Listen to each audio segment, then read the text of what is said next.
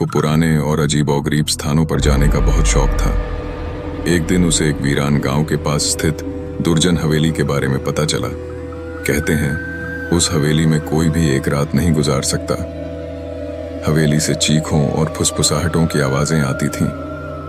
डरावनी कहानियां सुनकर राधिका और उसका दोस्त वरुण वहां जाने का फैसला करते हैं। रात के समय दोनों अपनी टॉर्च और कैमरे के साथ हवेली पहुंचे। हवेली खंडहर जैसी दिख रही थी।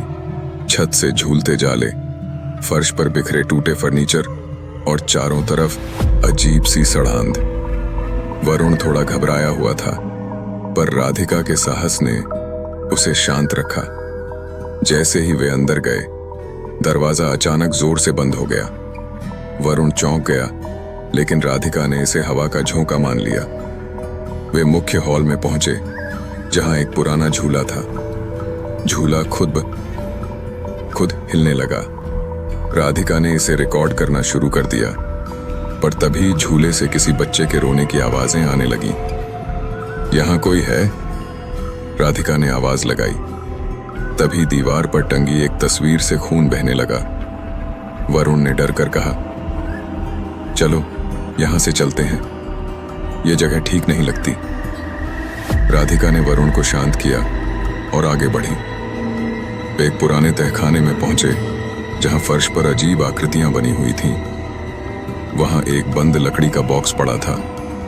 राधिका ने उसे खोलने की कोशिश की, लेकिन वरुण ने उसे रोकते हुए कहा, कहीं यह श्रापित तो नहीं?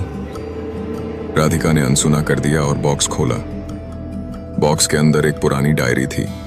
डायरी में लिखा था कि इस हवेली में एक परिवार को बेरहमी से मार दिया गया था। हत्या करने वाला व्यक्ति खुद भी आत्महत्या कर चुका था। उस दिन से हवेली में उनकी आत्माएं कैद थीं। तभी हवा में ठंडक बढ़ गई। चारों तरफ से अजीब फुसफुसाहटें सुनाई देने लगीं। बॉक्स बंद करो, हमें मत छेड़ो। वरुण घबराकर भागने की कोशिश करने लगा, लेकिन दरवाजा बंद था। राधिका ने देखा कि कमरे के कोने में एक काली परछाई थी। परछाई धीरे धीरे एक महिला के रूप में बदल गई। उसकी आंखें लाल थीं और उसके हाथ खून से सने हुए थे। तुमने हमें क्यों छेड़ा? उस महिला ने गुस्से में पूछा। राधिका और वरुण ने माफी मांगी और कहा कि वे तुरंत चले जाएंगे। महिला ने कड़वी हंसी के साथ कहा, अब यह हवेली तुम्हें नहीं छोड़ेगी। तभी कमरे की सारी बत्तियां बुझ गईं। भूतिया महिला ने अपना हाथ उठाया और दोनों बेहोश हो गए। सुबह की पहली किरण के साथ गांव वालों ने राधिका और वरुण को हवेली के बाहर बेहोश पाया। जब उन्होंने उठकर पूरी घटना बताई, तो गांव वालों ने कहा, तुम खुशकिस्मत हो कि जिंदा बच गए। जो भी इस हवेली में जाता है, लौट कर नहीं आता। राधिका ने अपनी जिंदगी में कभी भी ऐसी जगह पर जाने की हिम्मत नहीं की।